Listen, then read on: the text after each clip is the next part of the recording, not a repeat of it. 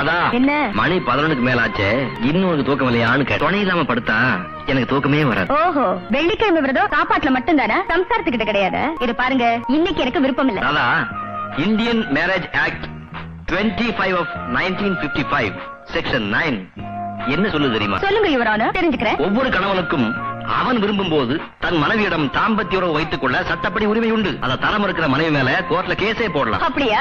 Indian penal code 105 of 1860 section 375 என்ன சொல்லுது தெரியுமா? கணவனாகவே இருந்தாலும் மனைவியின் விருப்பத்துக்கு மாறாக அவன் மனைவியிடம் பலாத்காரமாக தாம்பத்திய உறவு வைத்துக் கொண்டால் அதுவும் கற்பழிப்பு என்றே சட்டப்படி கருதப்படும். அதற்கு அதிகபட்ச தண்டனை 7 ஆண்டு கடுங்காவல். யார்கிட்ட கதை விடுற?